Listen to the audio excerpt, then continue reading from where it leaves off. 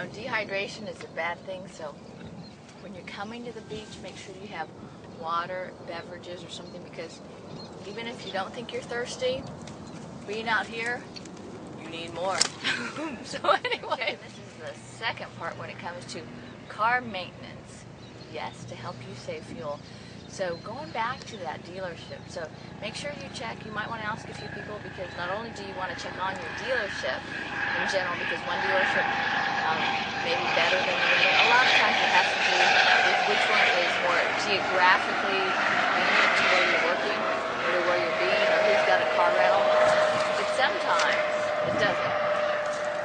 And sometimes they have these dealerships like Lexus and Mercedes. Oh man, you should see them in Orange County. I mean, they might as well be a spa for cars. But doesn't it also basically depend upon location? Well, yeah, like I was saying, much of it has to do with location. But all service advisors, like I said, are not created alike, because the service advisor I had, I really liked. I always felt that he took good care of me. But then later on, I found out that his dollar per car rates ended up being higher than the other person. Also, when you're getting your car serviced, do not be afraid to ask them what needs to be taken care of right then, because they'll give you an idea of this needs to be taken care of immediately. This can probably 5,000 miles, 10,000 miles, and this, you know, and some things are critical if they go out, because either A, they'll cost you an awful lot of money just to repair that piece, or two, they will cause something else to go out that will cost you an awful lot of money.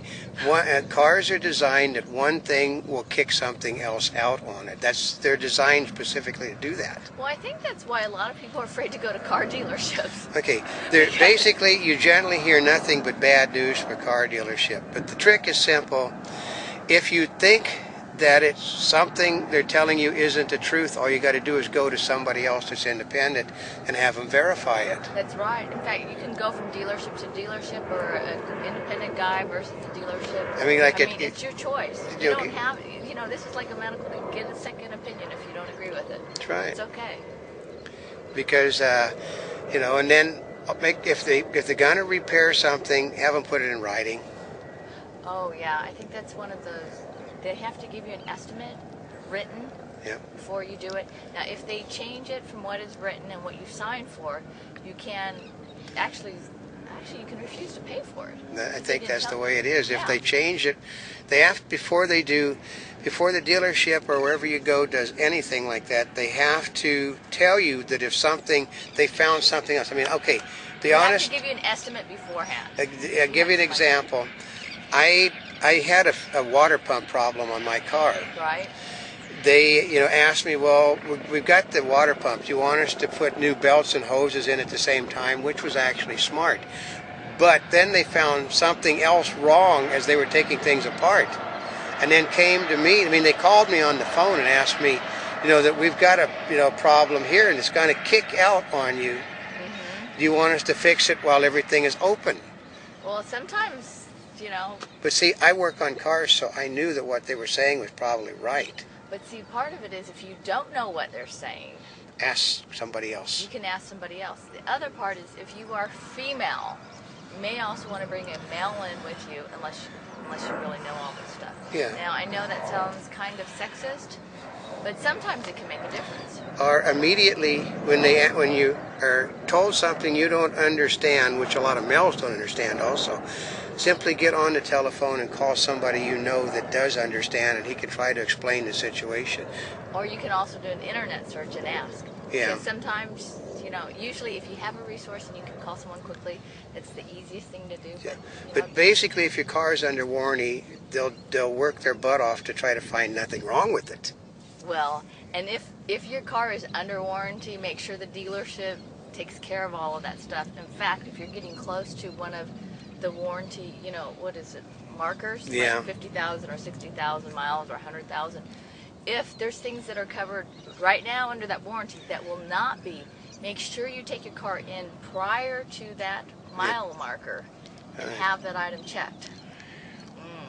with the, servicing your car at the moment, well, we did say that it's one of the most important things that you can do, because the car is, they say it's the second most expensive. No, having children is, it's having children, house, and then automobile. No, it's called having a spouse, Yeah. having a house. Yeah, but it's but you don't necessarily have to have a spouse. The children ask a lot of people in Hollywood, but no, it is like the third most expensive thing you're going to do in your life. You got to treat that, and in a day, if your car really gets good gas mileage, you want to treat it like it's a jewel in the crown. Mm-hmm.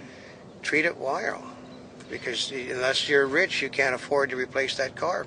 Ah, that's true. Now here's another thing that you may not be aware of, is whether, if you're going to look for a service place, to go ahead and get it taken care of.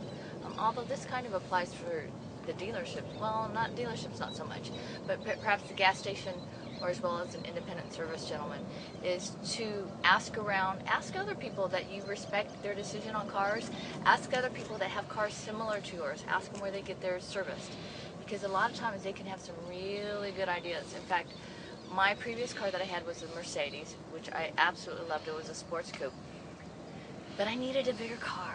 But my car, I told my mechanic I had a love-hate relationship. I told him I loved him because he was able to maintain my car and maintain it so well that it didn't cost me that much.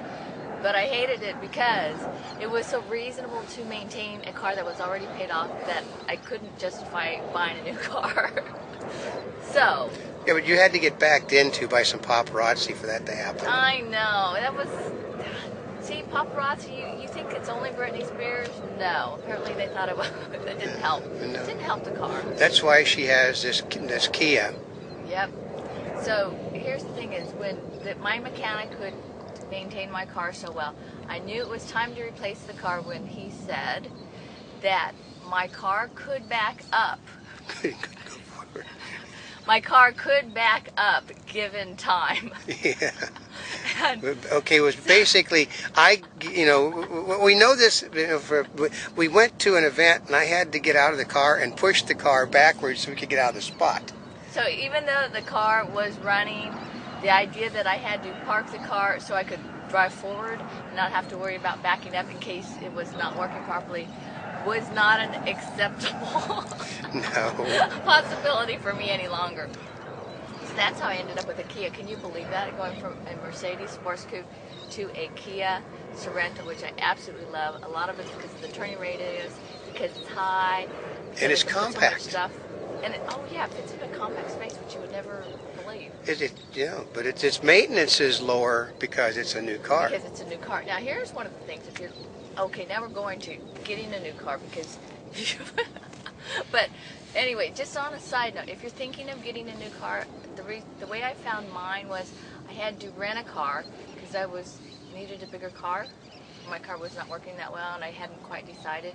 So I happened to rent this car because it was the only one with a car cover. And after I rented it and used it for a week for SEMA, remember, automotive aftermarket. And SEMA, they've got a thing going on to the 25th of the month to help some children. So you go to our website and you can see on the front page, needy children are being helped by SEMA. So it's something good.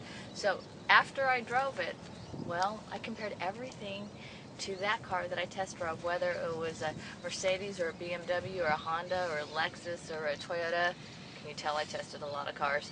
Anyway, everything kept being compared to this one, so I eventually got this one. But anyway, when it comes to maintaining your car, here's the thing is, take your time, don't be afraid to ask, do your research, and remember that maintaining your car is one of the most important things that you can do. Well, for fuel economy, for your safety. Okay, your safety is always more important than fuel economy. Yeah, and a lot of it's because of safety. And when it comes to safety, remember, July 1st, the hands-free law. This one's by Jawbone. And Jawbone has a deal on right now. So check out their website, jawbone.com. But remember, it's the hands-free law, so do this so you can drive safely. So for now, on car maintenance, this is Notaspringchick. We're here yesterday, today, and tomorrow.